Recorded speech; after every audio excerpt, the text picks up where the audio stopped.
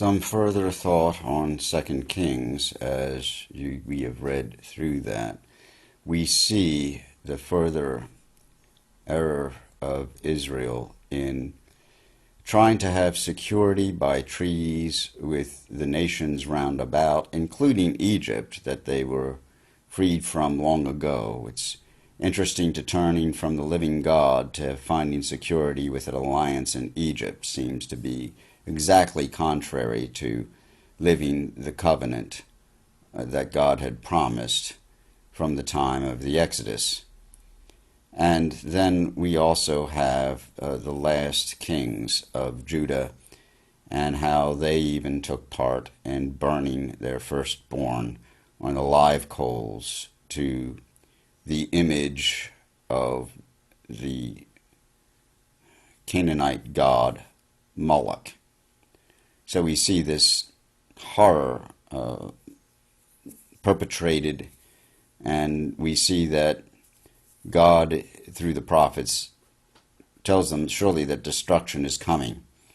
And even as God does this, there are a few kings that do turn to the right way in their generation, Hezekiah being one, although he's very foolish in showing all that he has to Babylonian emissaries. And there was Josiah, who for a time reestablished the right worship of God and Passover to be celebrated in Jerusalem. But then his son Manasseh went the exact opposite way and did even worse than any others before him in offering the firstborn to the Canaanite god that the Jews called Moloch, which is a combination of the word for king and the vowels of the word for shame. And, a fertility cult that offers children after the ritual rape of brides and temple prostitution with grooms on their wedding night, and then the firstborn from these actions at high places and sacred sites, the first action of it, to take the firstborn and burn the child on live coals in the statue of the idol that they call Moloch. Horrible business.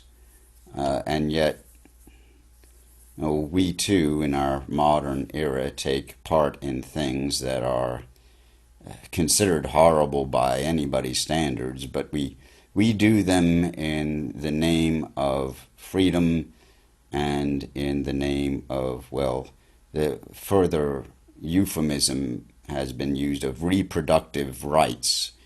But when that euphemism is used, nothing is being reproduced. In fact, people are being abused and even the unborn being destroyed in the name of rights and reproduction.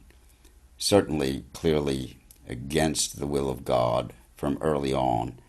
And these horrors that the Canaanites practiced were not really practiced by any other peoples, but we can see parallels in the last 50 years in the United States.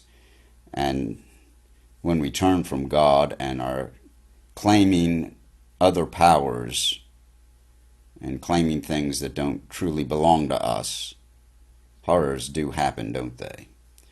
So, a tragic ending with the destruction of Jerusalem, the fact that they are reduced to the cannibalism of children before they're carried away to Babylon, and the last kings and what happens to them, one having all his children put to death before his face, and then his eyes being put out, and then being led into captivity. And then at the very end, some mercy being shown by the Babylonians to this king in captivity. Still a horrible, horrible thing.